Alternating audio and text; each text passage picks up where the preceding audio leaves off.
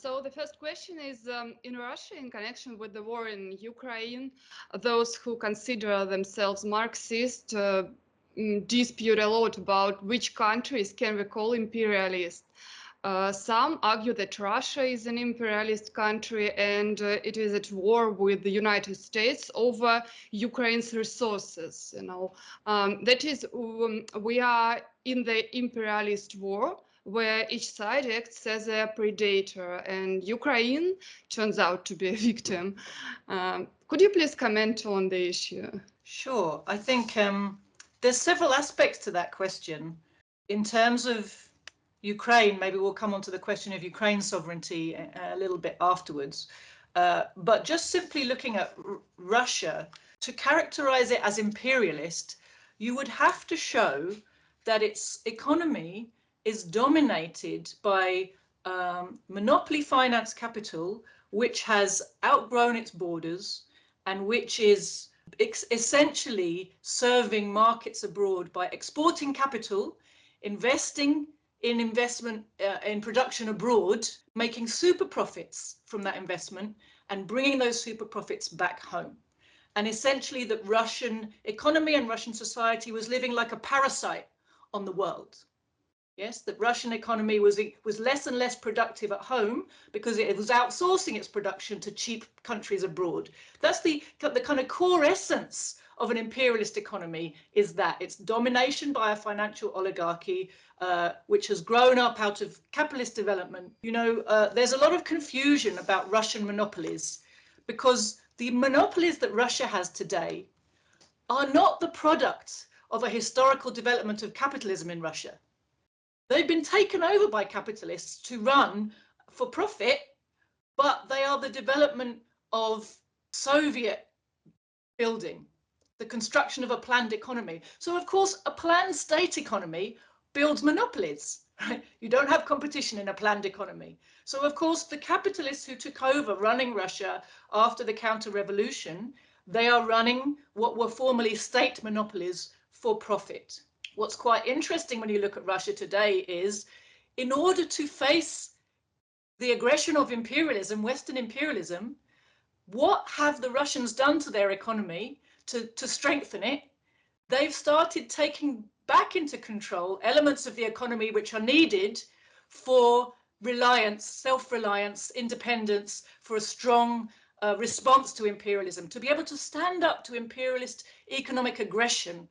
They are starting to renationalize key sectors of the economy, or to give a lot of state funding and direction to key sectors of the economy, right? Like agriculture, which had been kind of destroyed after the Soviet Union to a great extent compared to what it was. Yes, so there's that aspect. You simply cannot look at the Russian economy and say it lives by leeching from the productive activity of workers elsewhere in the world. Russia's main trade with the rest of the world, main financial interaction with the rest of the world, is not the export of capital in order to bring back super profits. It's the sale of Russian commodities, which Russian workers extract and produce, right? So it's simply not right to characterize Russia's economy as imperialist. Being a big country is not proof of being imperialist. This is very much a kind of it's how the imperialists have twisted our understanding of imperialism. They take advantage of the fact that most of us don't actually study Lenin, don't really know what imperialism is. They take advantage of the fact that the masses in the world have learned to hate imperialism. And they point to countries which are big territorially and beginning to be strong economically and able to resist them. And they say, look, they're big.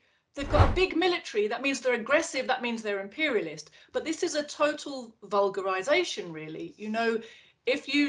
Of course, being big has nothing to do with anything. In fact, the imperialist countries, apart from the USA, tended to be quite small, but they were politically and financially advanced, technologically advanced, and able to conquer vast backward territories in the world and enslave their people and loot their resources. That was the essence of the imperialist system that was set up by the Europeans. The Americans slightly confused our understanding of that because, of course, they're a bigger territory with a bigger population and a bigger kind of ability to produce you know, simply by means of the size of their territory and their people. They're a big country.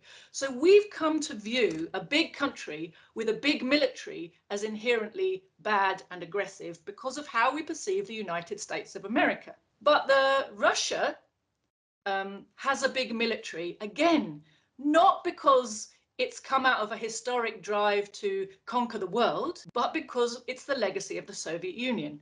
Why did the Soviet Union need a big, strong, technically advanced military? For self-defense. Because socialist countries in an imperialist world cannot survive for one day if they can't defend themselves.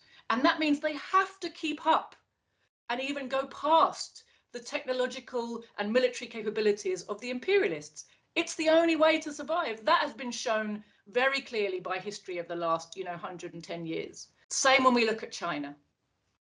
China was dominated and enslaved, by imperialism. And the same thing, in the course of their revolution of freeing themselves from imperialism, they have built a big, strong, technically advanced military. Having a big military is not proof you're an imperialist. It's what you do with it. What's the function of your military? Is it defensive or offensive?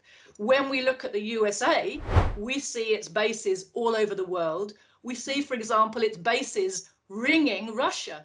Just that on its own shows you the intent of the USA towards Russia. It's not an accident they put their bases all around the outside of Russia. It's not an accident that they provoke regime change operations in every country bordering Russia, trying to create a hostile and unstable environment, trying to bring factors into play that will act inside Russia to bring about regime change. Now, with Ukraine has for 100 years and more been a target of various imperialist powers. Britain, Germany, and the USA at different times took the lead in trying to use a section of the Ukrainian population to turn Ukraine's territory into a launching pad for aggression against Russia. The desire to destroy the Soviet Union and then Russia, to break it into pieces, loot its resources, and essentially colonize it, has been a long-held desire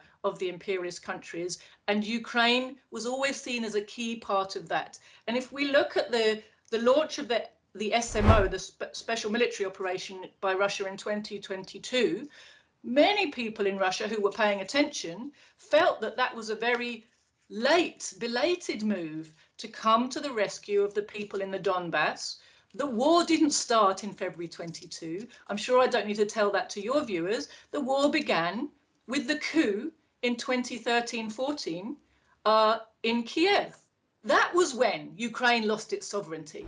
If Ukrainians want to regain their sovereignty, it's the USA they need to be fighting, not Russia. Russia came to defend Ukrainians who were standing up for their sovereignty, or people in the Russian part of Ukraine who were standing up for sovereignty for themselves against a fascist West-backed coup regime and everything that brought with it. I absolutely agree with you. And how do you feel about the concept of sub-imperialism? It's like the pyramid of imperialism, according to which almost all countries are imperialist countries. Well, again, it makes a nonsense out of real Marxism. What it does is try to create a formula by which, when I was in school, I remember having a maths teacher who taught me that there is a way where you can make 1.99 equal 2, and by doing that, actually, you can make 1 equal 2. There's a logical thing that it's like a trick, okay? But it's a trick. It doesn't make 1 equal 2. Just because I can show you in a logical sequence how to make 1 equal 2. Is 1 now 2? Of course it isn't. Now, this thing with this theory of the pyramid, what it does is it takes some true things and then it kind of plays a trick and says, if this is true and this is true, then this must be true. But it doesn't prove it. It kind of says, okay, Lenin said we're now in the era of imperialism. Yep, true. Lenin said that capitalism develops into monopoly. True, right? Therefore, all capitalism today is monopoly capitalism. Not true. Now, they've done that, this plus this equals this. They haven't given any data that shows that this is true. They just say it. And the thing is that will work with people who want to go along with the conclusions. Because having said this, they then go to a bunch of people and say, Russia's imperialist, you know, China's imperialist, you know, Brazil, India. Well, there are certain people who find those conclusions very comfortable. In particular, communists in the Western world. Because if Russia's imperialist, then we don't have to fight against our own imperialists' war drive, because it's all justified, or at the very least, we're neutral. Oh, they're as bad as each other. This has nothing to do with me. Don't worry, you workers. Nothing for you to do here. Stay at home. We don't have to mobilize you and have the difficult job of facing our own ruling class, which is going to come down on us. Right? So you can see there are reasons why people find this theory comfortable and comforting, just so long as they don't think too hard about it. So what about China? The China isn't an imperialist country, right? No, not at all. As I was saying before, you know, you can absolutely not make the argument that China is living as a parasite off the rest of the world. It's quite clearly the opposite.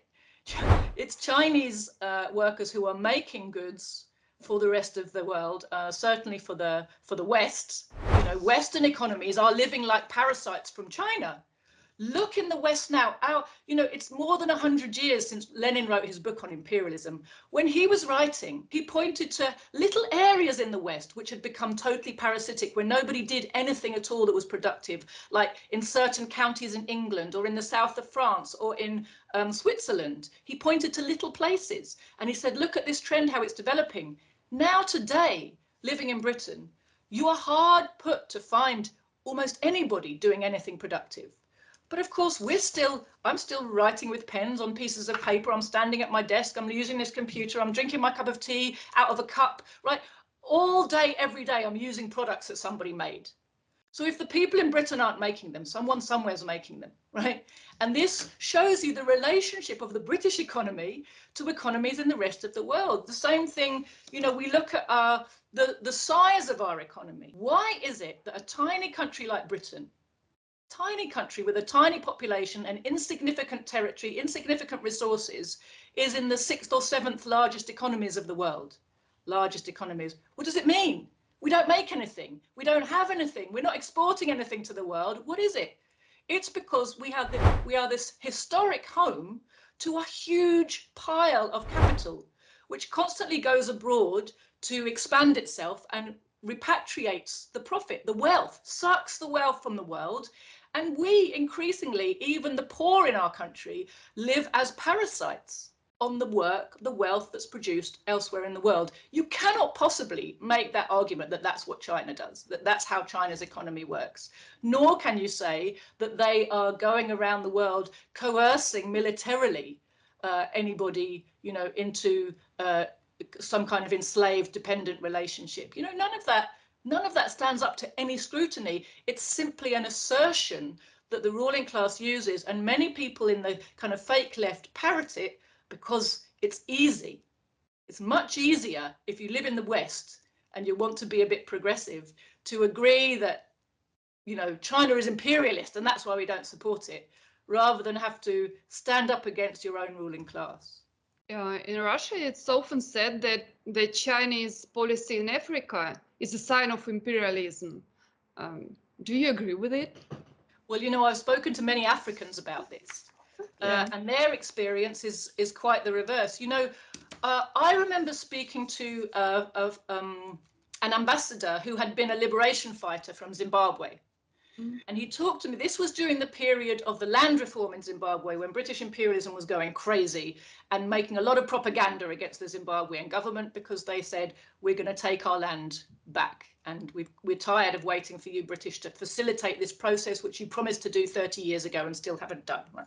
So they were going through a land reform process. And there was a lot of, they basically had to sever their relationship with the IMF. So they'd had a period after liberation where they did all the things that respectable regimes are supposed to do, right? And they took loans from the IMF to help with their development.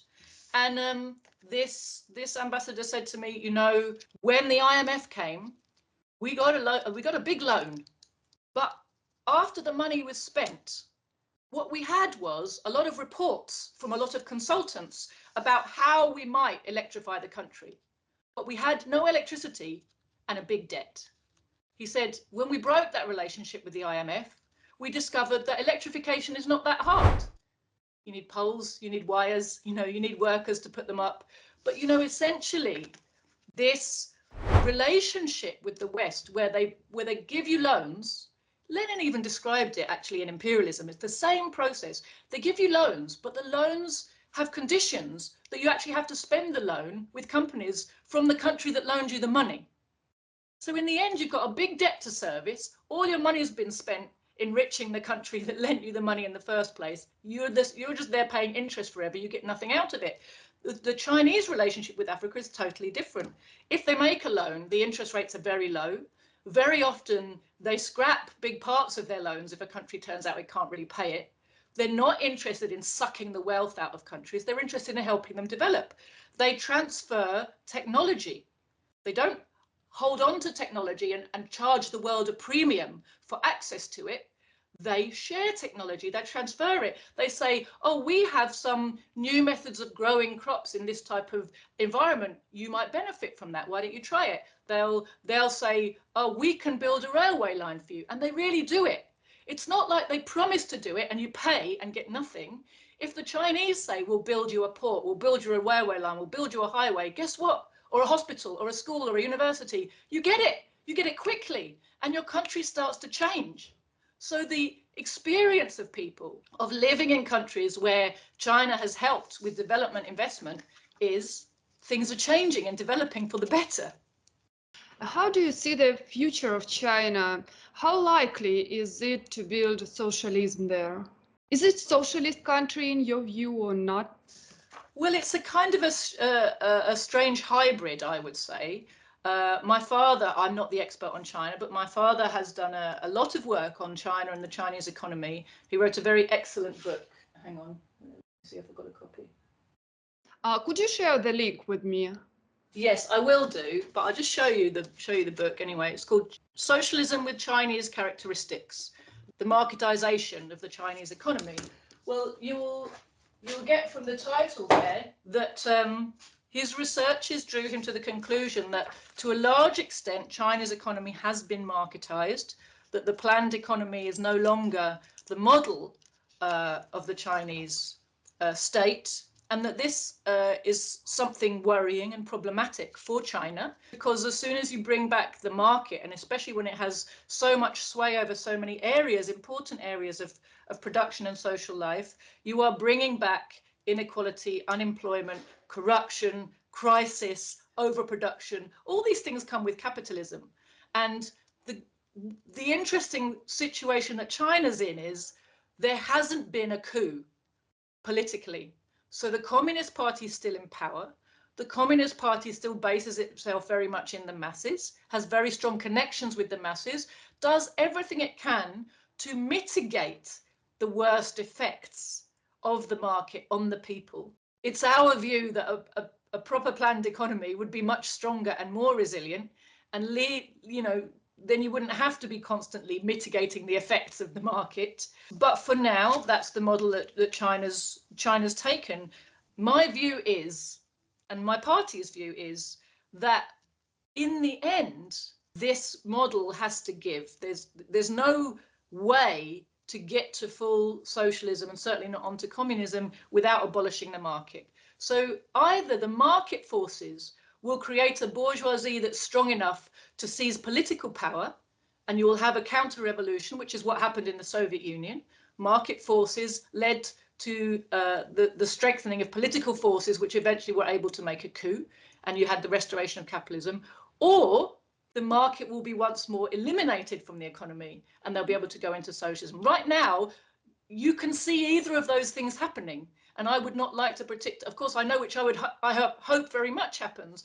And the reason that we criticize the path that China's on in a comradely way is because we want the Chinese revolution to be saved. We want the Chinese people to go forward to socialism. We would not wish on the Chinese people what happened to the Soviet people. It's a tragedy not just for them, but for the whole world.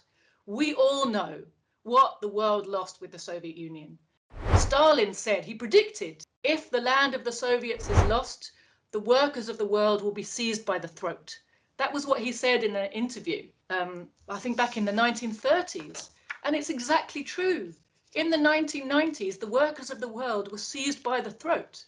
And we have lost so much with the Soviet Union, and we don't need another setback like that. And especially right now, we don't need it when we consider that the imperialist world is really on the rocks. They are weaker than they have ever been internally, economically, politically, militarily. They're being outmaneuvered in so many ways and outflanked by the rising kind of anti-imperialist world. So my hope is very much that the conditions of having to face down the imperialists and the realization of what capitalism really looks like by looking at these enemies that are flocking around, Russia and China and trying to destroy them, will strengthen the social forces that want to keep China to the socialist path.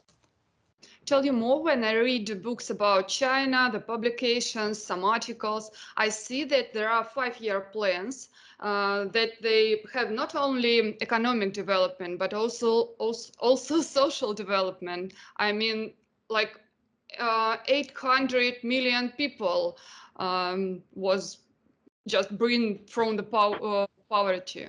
Yes, for sure. But for example, now I don't like to denigrate, its wonderful achievements of the Chinese party, and it shows how serious and sincere they are about wanting to help the people. But the fact is their economics are confused. Mm-hmm. And there's a logic to that can't be escaped. Now, the truth is, when Deng Xiaoping was not a great socialist, he was a capitalist roader. And he undermined, some of the great strides that had been made for the Chinese people. Yes, they unleashed all kinds of forces that were able to, make a lot of money quickly and develop industry very fast, but it was all done on the basis of what the Chinese people had already done. It wasn't like, oh, capitalism's so clever. It was like, we've built an industrial base and now capitalists get to profit from it. The people had already done the hardest part, in fact, by the time Deng Xiaoping took over from Mao Zedong in, I think, 79 maybe. In terms of lifting people out of poverty, the revolution did that in a far more impressive way, in the sense that the people in 1949 were in absolutely abject poverty. And by 1979, their life expectancy had doubled and nobody was hungry. Now, after Deng Xiaoping, the iron rice bowl, they called it, the guarantee that everybody has food, the guarantee everyone has a job, the guarantee everyone has a home, even if it's really basic, and everyone has education, and everyone has healthcare. And yes, it was really, really basic. It wasn't modern, it wasn't advanced, but it was for everybody. That was broken. And China is still trying to catch up, in some ways, back to where it was. Now, yes, of course, for many people, the standard of living is exponentially higher than it was then, but it's been very unequal. There's billionaires in China, and there are people still living in, relative poverty. Now, the Chinese government says it wants to abandon that and abolish that, and I'm sure they'll do what they can. But there's big problems. They have unemployment. A socialist society, what's it doing with unemployed people? They have not just this rampant inequality, which of course is insane. You don't have billionaires in a proper planned economy, but there are people paying for people have to pay for their education. People have to pay for hospital treatment, and they've got to, they help. The government subsidizes that and tries to make sure it's not too much. But it's a very labyrinthine and slightly ridiculous system, all because some of the healthcare providers are making money. Mm-hmm. None of this fits with building, just trying to build a socialist economy. And it causes all kinds of problems in social life. They are generating the basis for a counter-revolution simply with their economics. They're creating a bourgeois class which has an interest in reverting to capitalism so it can have unrestrained, looting on the market. And those people will ally themselves with the West, and even the ones who don't ally with the West will ally against socialism. So, the more of that you allow, the more problems you create. I know till now, the Chinese government has done an extremely good job of balancing all these problems. But that doesn't mean they found a recipe that's going to work forever. the contradictions will continue to grow, and there's no way out of that. You just have to study Marx to understand that. You have to read Capital to understand it. There's no magic way to run capital. There's no magic way to exploit the working class without creating all of the problems of a capitalist society. And the question tightly linked with the theme of imperialism is fascism. Do I understand right that you rely on Dimitrov's definition of fascism? Yes, for sure. So it's our understanding that fascism is basically the naked dictatorship of the bourgeoisie in a time of crisis. So at home in the imperialist countries, we're talking about the abolition of bourgeois democracy and its replacement by the naked fist, the naked dictatorship. But there's something else as well, which I think can confuse the matter, which is that fascistic methods have always been exported by the imperialist ruling classes abroad. There, they have always ruled with the iron fist and not the velvet glove, right, in their colonies. And increasingly around the world today, and I think in fact it's a sign, if you like, of the weakness of imperialism. It doesn't feel able to conduct its wars abroad, its expeditionary wars of conquest, right? Say in Ukraine or in Syria or wherever in Palestine, directly with its own soldiers. Because it was my next question about the fascism for export. right, so its people would not be happy to go and be part of the war machine in missions which are obviously aggressive and for territorial conquest. So the imperialists are in a situation where they have to use proxy forces. And of course, many imperialists have a lot of knowledge of doing this, a lot of experience of doing this. The British in particular used proxy forces in the main, for example, to conquer India. But more and more we see this pattern where in order to condition a population into becoming your proxy soldiers, you need to have an ideology that motivates them. Soldiers need to feel they're fighting for something. They need to feel motivated. And what the ruling class has found is when you can get a population which is poor and in some way angry and desperate, and feed them an ideology which makes them feel special and also tells them that another population is in the way of them achieving some dream or other that you've ideologically told them that is their destiny. So you can see that that's how they made ISIS fighters.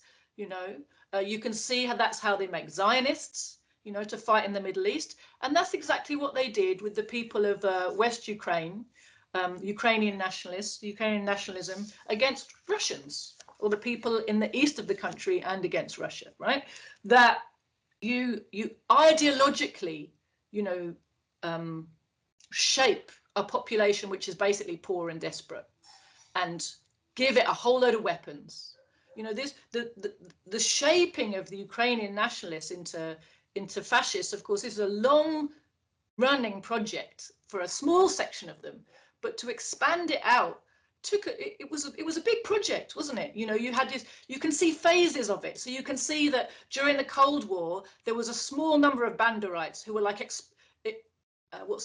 evacuated to the West and taken care of and funded so that they could retain their, what do they call them, their customs, i.e. practice and rehearse all of the Nazi ideology to which they had been affiliated during World War II and the 1930s. So they take these people, they say, here you are, have a social club, have some funding, we'll take care of you. And it's a kind of just in case thing. Now, imperialism always does this just in case thing. For example, the CIA pays the Dalai Lama £200,000 a year, it's probably more by now, to live in India.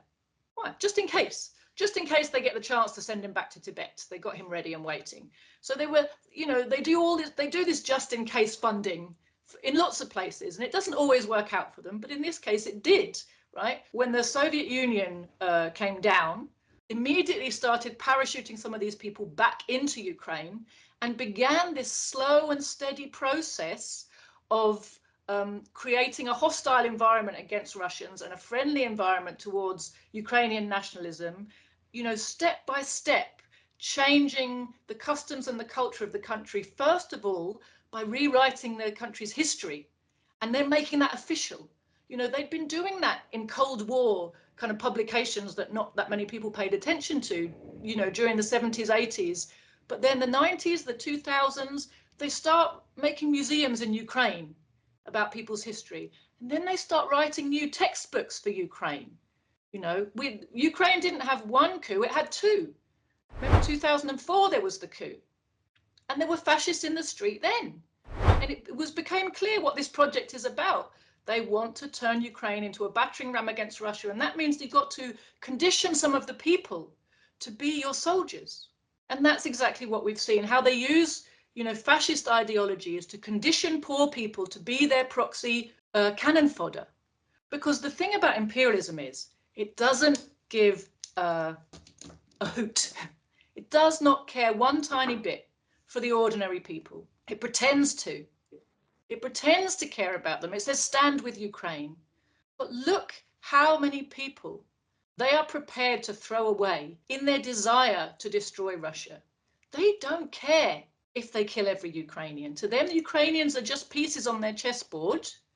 They're entirely expendable. The entire Ukrainian nation is totally expendable as far as its Western sponsors are concerned. Their function is to try to somehow wear down the will of the Russian people, to somehow create some instability that will bring down the government of President Putin. You know, what they want is regime change in Russia so they can have a government that will facilitate them to recolonize Russia. That is what they want. It's amazing that you understand our internal situation that way. It's amazing. And the next question is about the modern Trotskyists in the West. What are the key issues which divide the Western leftists? I can say that there are three such issues in our country. First, the attitude towards the dictatorship of proletariat and the allocation of the vanguard of the proletariat, you know, so who are the real proletarians? The second question is the understanding of imperialism, which we have already discussed. And the third question is the possibility of building socialism in a single country. In general, our Trotskyists joined the liberals and began to fully share their agenda, although they're still dressed in red clothes.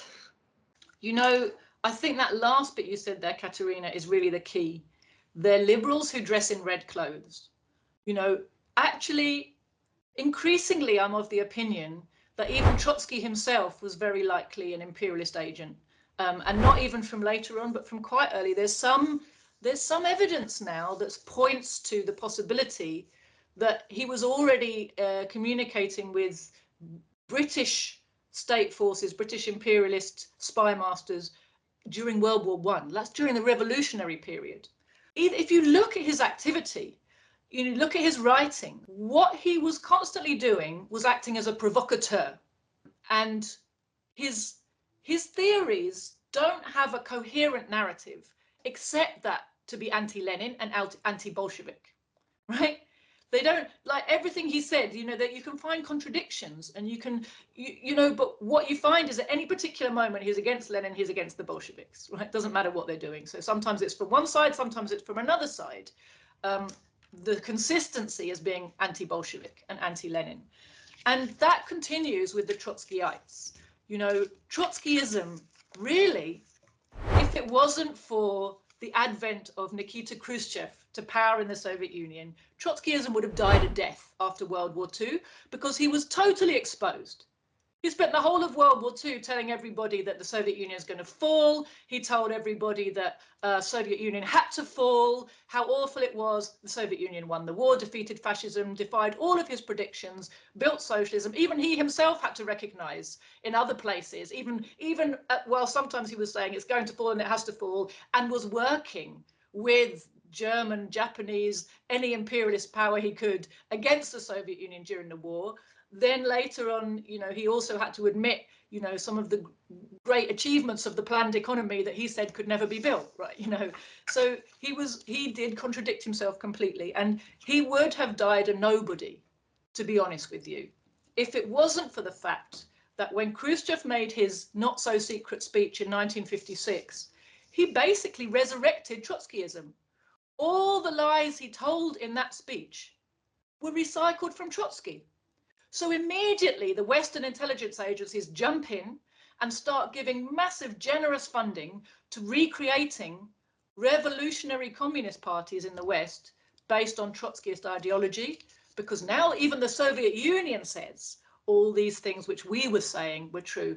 If you grew up in the West, the history you were taught in school of the Russian Revolution is Trotsky's version of the Russian Revolution.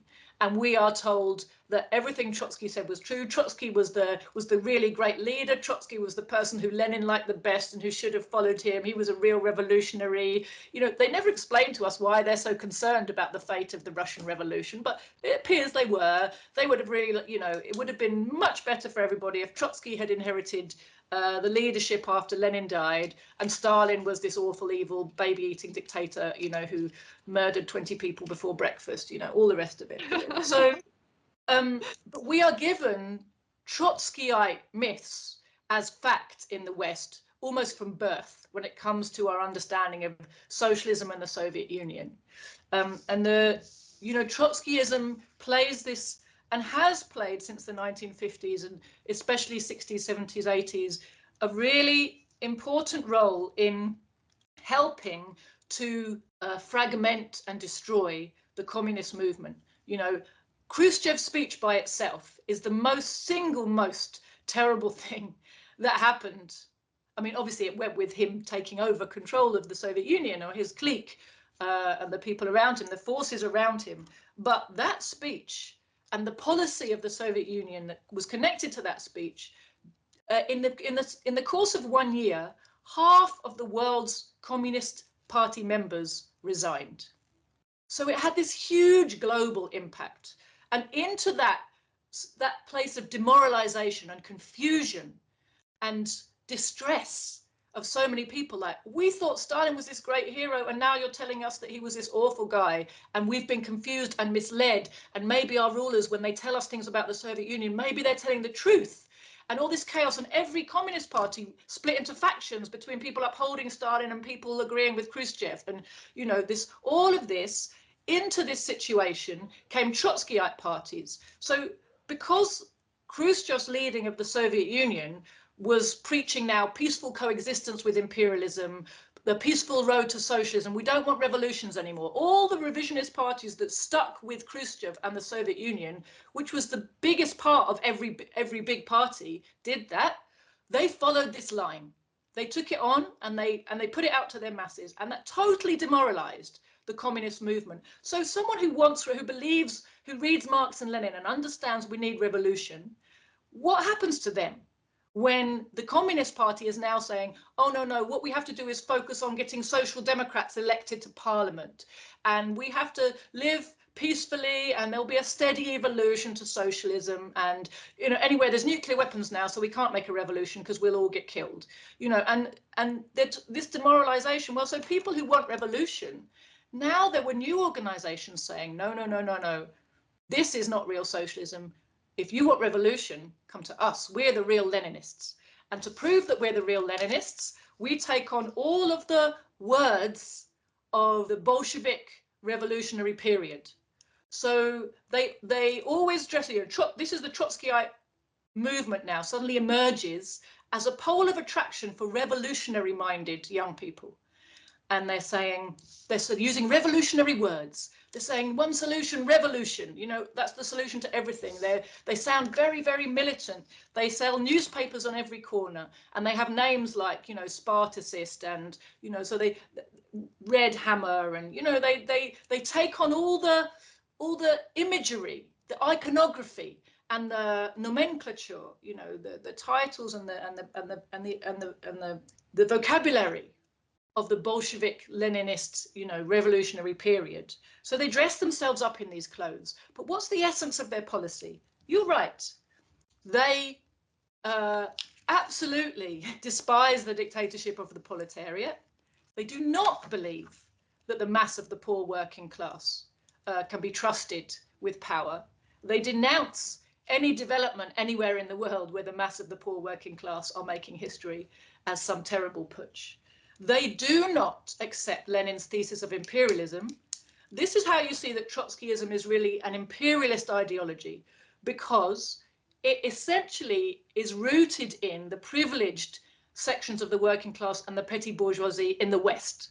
That's where it comes from. That's where it really rests naturally, particularly because since it doesn't recognize Lenin's thesis on imperialism, it doesn't recognize two really important things about the world. Number one is, in the West, the working class is divided because of imperialist super profits into a labor aristocracy, a privileged section, and a less privileged section. The Trotskyites say, no, no, no, we're all workers, we're all the same. They won't recognize this difference, and therefore they can't act accordingly. They gloss it over and hide it, and actually they base themselves in the labor aristocracy, which is loyal to imperialism, right? That's number one. On the kind of flip side of that failure to understand what imperialism does, they don't recognize the national liberation struggles in the rest of the world as progressive. They denounce them on the basis that their leaderships are bourgeois, not proletarian. But of course, what that actually ends up meaning is, in both cases, they end up on the side of imperialism.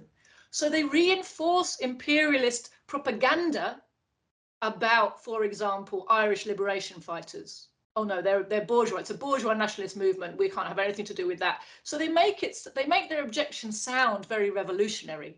But the essence of their objection is to make them side with their own imperialist class.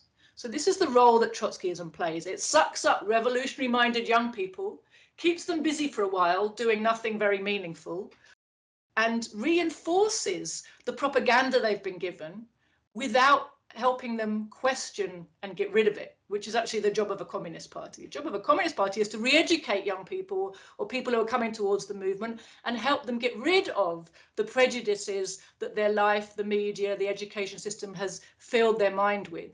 But of course, the Trotskyites have a much easier job. They just wrap up those prejudices in, revolutionary sounding phraseology. The last point you made about socialist construction, yes, absolutely right. In every time the workers of the world actually get on, take power and start building something, the Trotskyists can be absolutely relied upon to denounce it. But on the other side, they're always seeing socialist projects where they don't exist.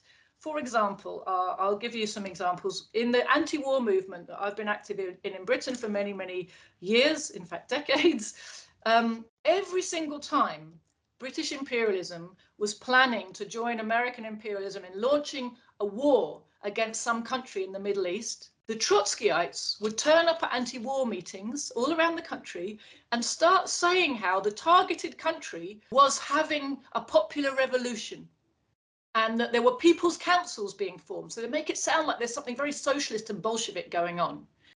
So they said it about Syria, they said it about Iran, they said it about Libya. They may have said about Yugoslavia. I can't remember all the way back that far. But, they regularly say it. And they never afterwards admit that that was a total lie. It's always a total lie, right? But they propagate this idea. Presumably most of their people don't realize this is a lie. They feel excited because they're told it's true and they go to meetings and say it. But these are essentially, the security services lies to brainwash progressive workers into feeling that the war aims of the imperialists are justified.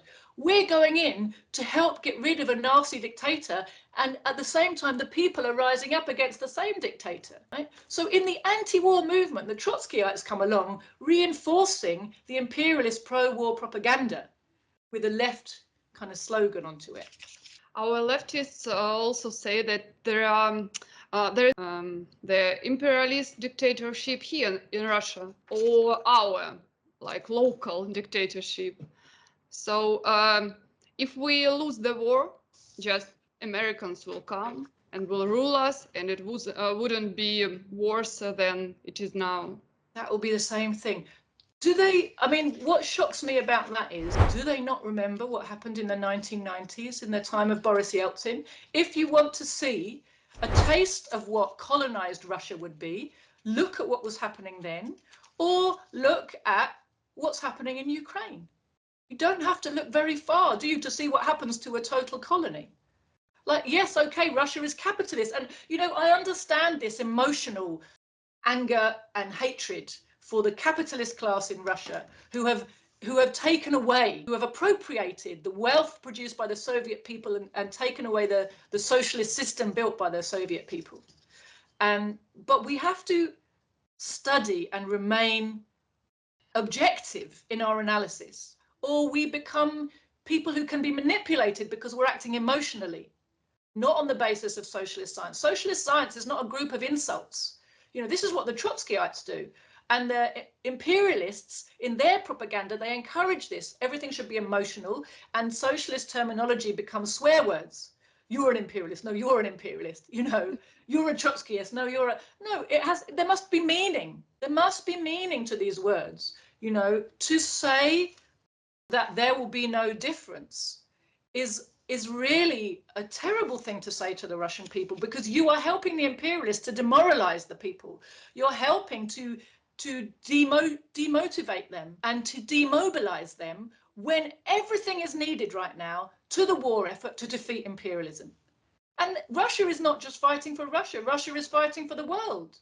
Russia's doing an amazing job. But it's a very difficult and important fight that Russia's engaged on. We need to mobilize anybody who wants to see the end of imperialism has to understand that this existential fight of Russia's is a key battle in the defeat of US imperialism, which is the mainstay of the world imperialist system right now. You know, the European imperialist powers are nothing without the US's military might anymore. And so the whole imperialist system is hinging on the US's ability to remain hegemonic in the world.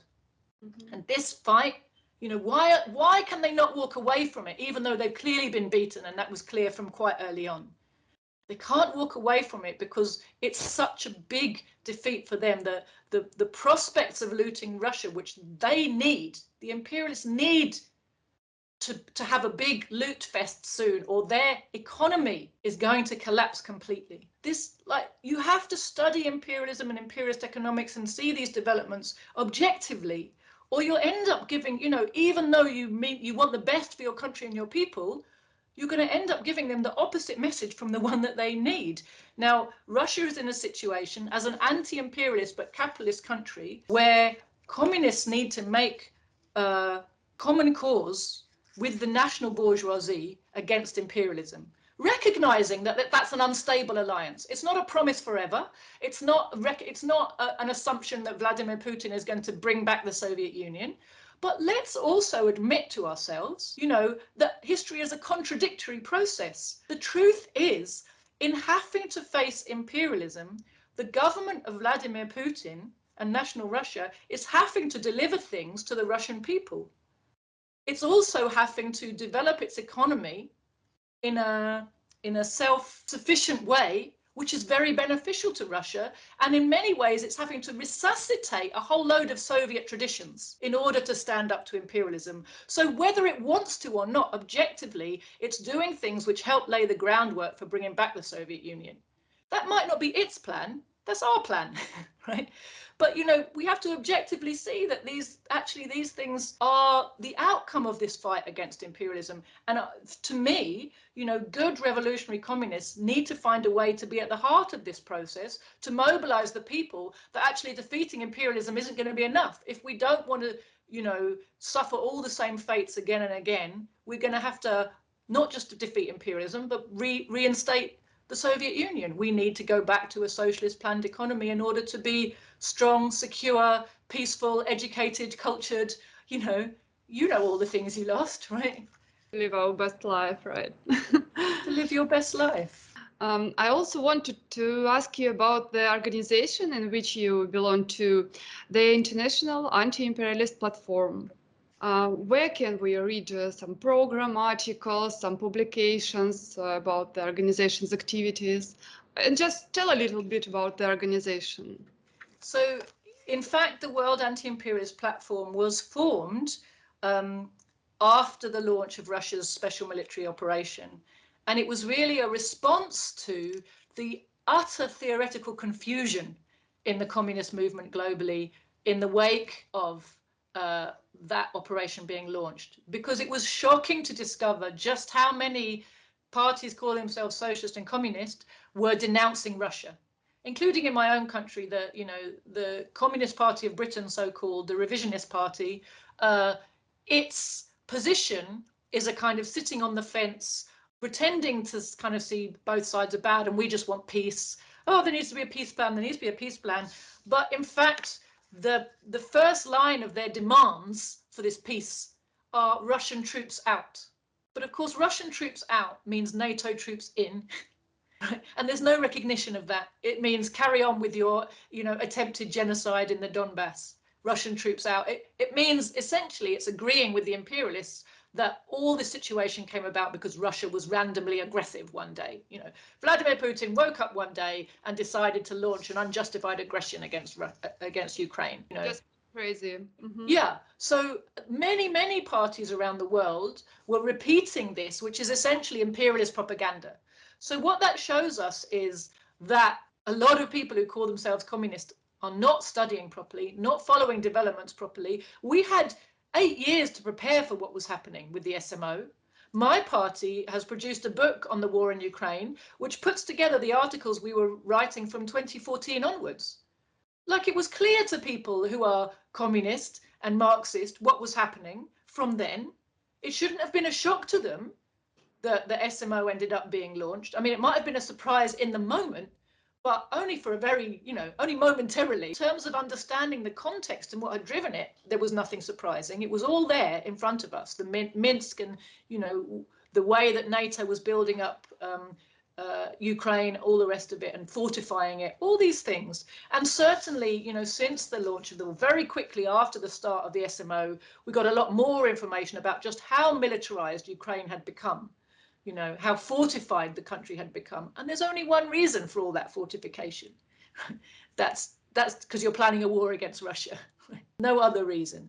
But so the World Anti-Imperialist Platform was basically, some communist groups got together and said, look, there's a real problem in our movement. People are spreading lies about and repeating imperialist propaganda about Russia, and they are demobilizing the world's working class and progressive sections of working people who should be very clear that they have a side in the war. All of progressive humanity should be on the side of Russia, should want the defeat of the fascist proxy forces in Ukraine, which is basically a front for NATO.